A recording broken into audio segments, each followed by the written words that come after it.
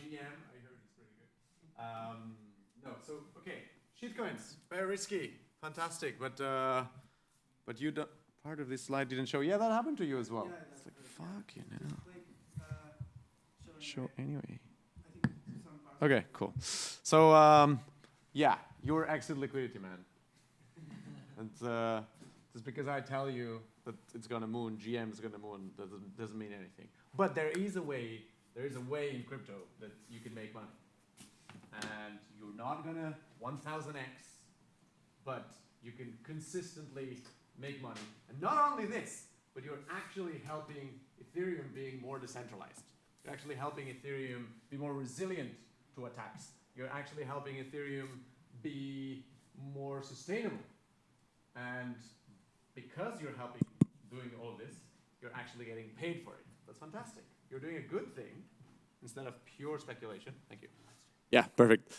So you're doing a good thing for the network, and at the same time, you're getting paid for it instead of speculating with shitcoin. So how are you going to do it? So anyway, so what's how many of you are staking? Nice. Okay, good, good. And what's your excuse? I haven't done my setup yet. You don't have your setup yet. Okay, so time. Okay, good. It's a good excuse. It's a good excuse. But it doesn't take that much time. Who else is not staking? Pretty much everybody. You. What's your excuse?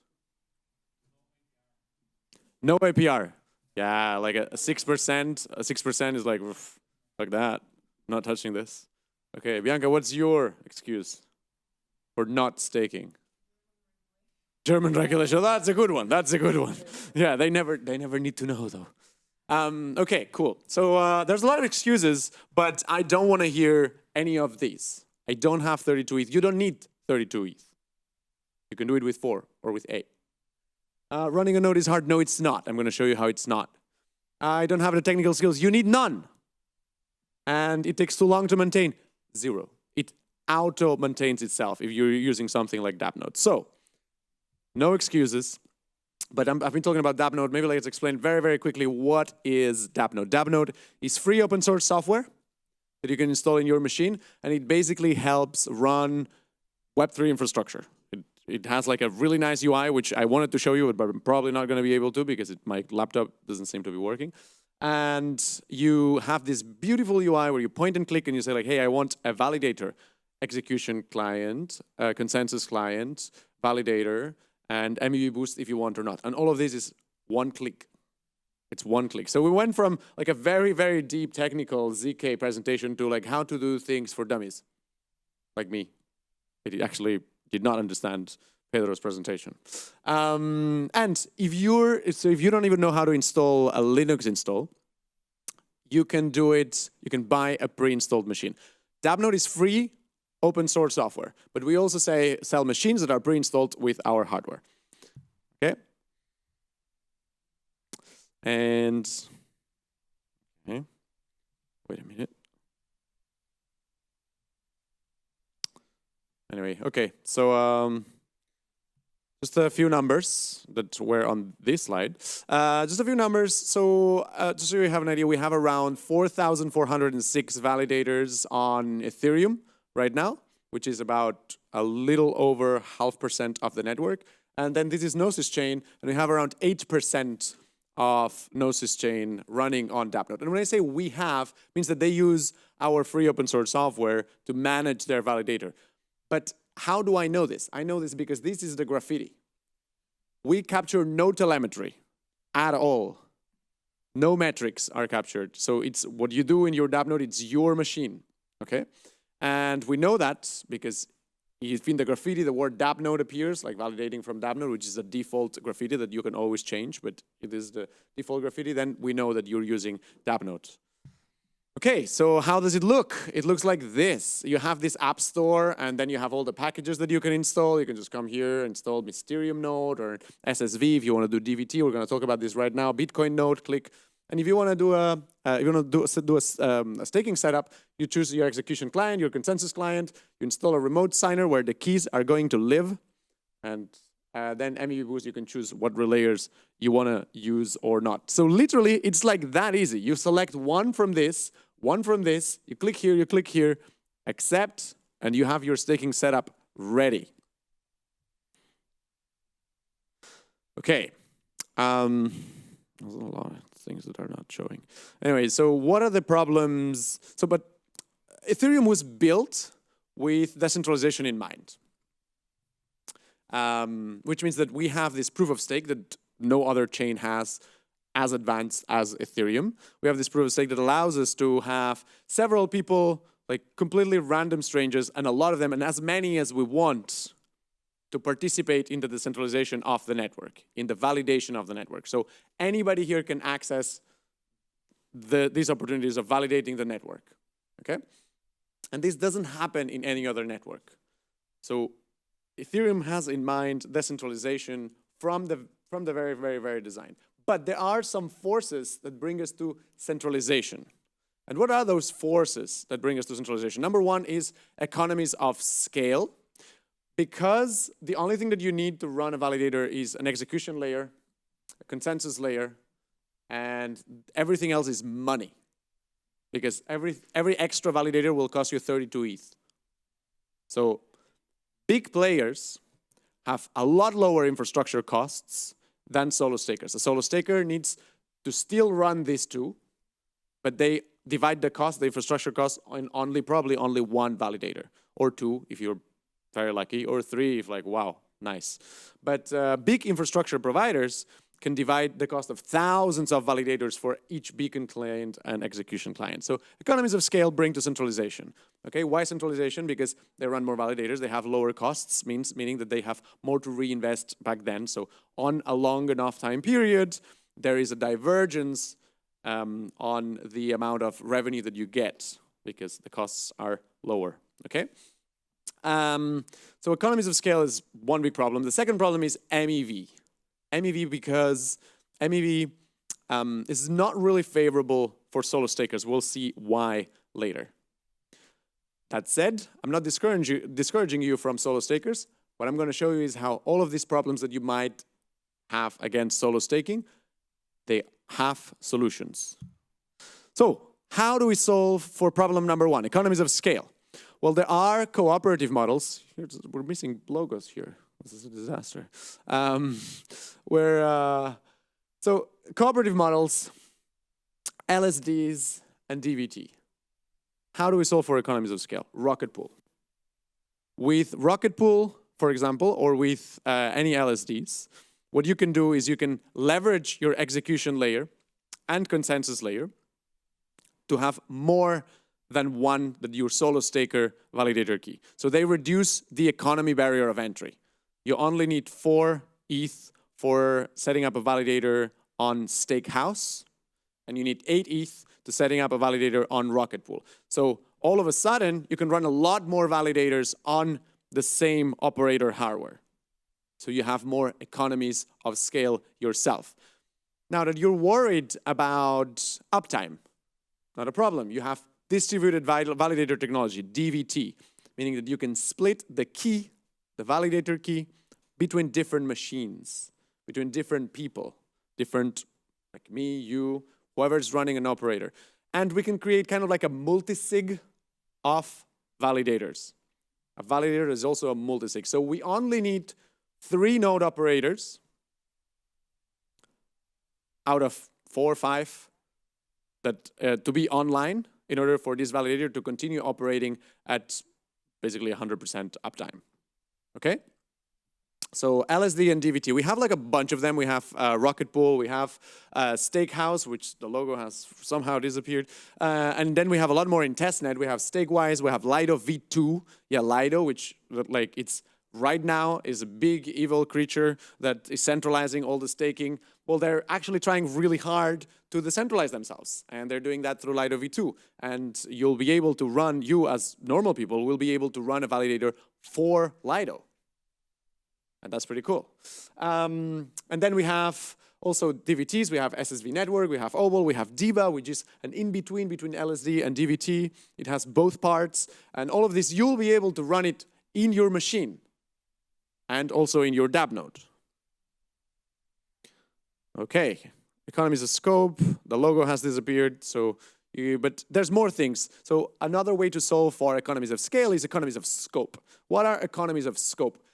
Things that you can run on top of the same machine, taking advantage that you're already running a full node. What else can you run that brings you extra revenue? For example, there's PowerPool. PowerPool is an automation network, much like the one that we had here from Chainlink. That we had a workshop before. And it is also an automation network, and it allows you to basically run a keeper node that monitors the node that also exists locally because we're running a validator. And then you trigger certain automations, and then you get paid an ETH for it. So you can get extra revenue from running a full node without even having a validator. So the revenue that you can win, I wouldn't recommend it right now to do it if you're not running a validator, because the revenue that you can win, it's probably not worth the infrastructure costs of running a full node. But it's a really good top up for if you're already running a validator setup.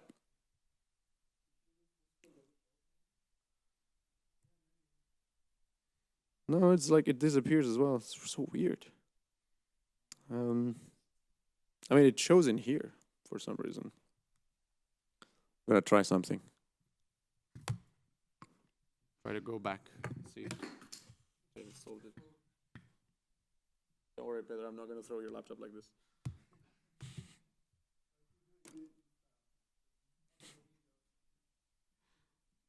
Sorry about that. No.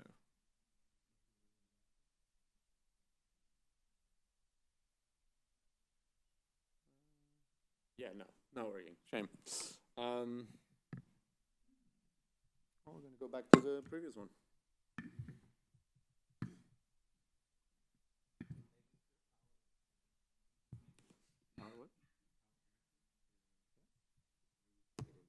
Okay. The reason why I want to show you this is because then I want to show you a live demo of how to run all these validators. So, and I can only do that from my laptop.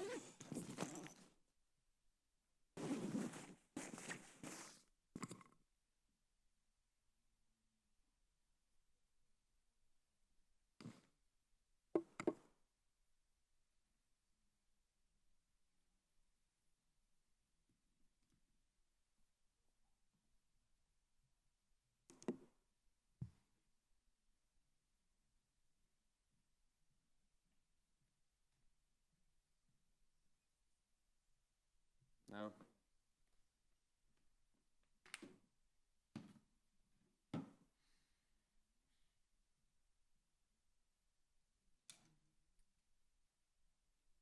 Anyway, so problem number two. Problem number two was MEV.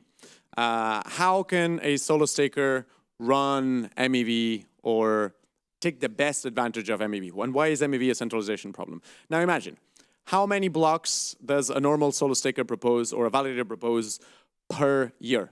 About 6. About 6 blocks. And how many of those have, how many blocks in general have a huge MEV reward? I'm talking about more than 5 ETH on MEV. Very little. Very little. They're very, very special blocks. They don't happen a lot. So, what are the chances that you as a solo staker have of getting one of these blocks? Again, very little, very little. But staking pools or exchanges or big staking providers, they actually have a natural smoothing effect, which means that since they have so many validators, it's very likely that some of them will get these super big blocks, these lottery blocks as we call them. And these lottery blocks actually get smoothened out by all of the rest of the validators that are there. So the average reward for MEV for a pool, for somebody that's pooling their validators, is actually higher than a solo staker, because they're dividing these lottery blocks against all of the people. So we can build a smoothing pool for solo stakers, and that's what we have done. We have built a smoothing pool for solo stakers. We're testing it now in Gurley. And if you have Prater validators or Gurley validators, for somebody who is staking over there, maybe you have a Prater validator as well, and please come and check it out. It's MEV. the other one? That'll never work, right?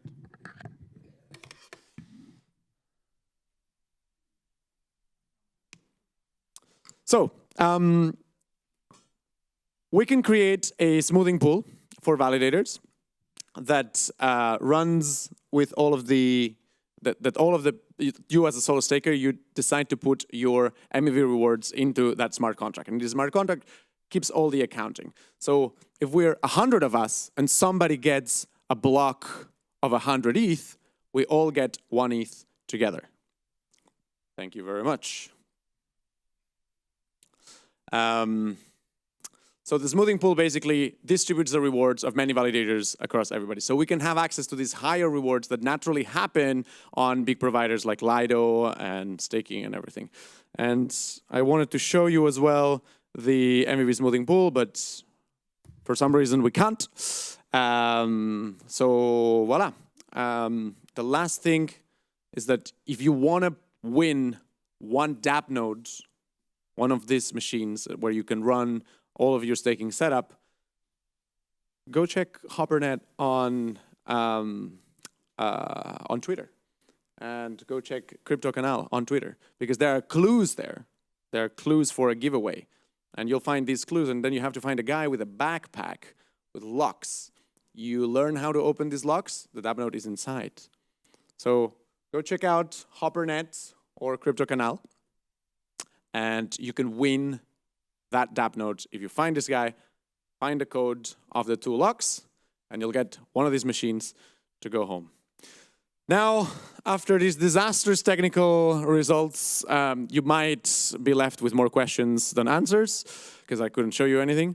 So please feel free to message me either on Twitter or the Dappnode account, or enter the Discord and see what the heck is this Dappnode thing about, and how it can help you be part of decentralizing Ethereum, of running Ethereum itself, owning a piece of the protocol, and getting access to all of this amazing world of rewards that for that guy over there was not enough, because, you know, 6% is not enough. Thank you very much.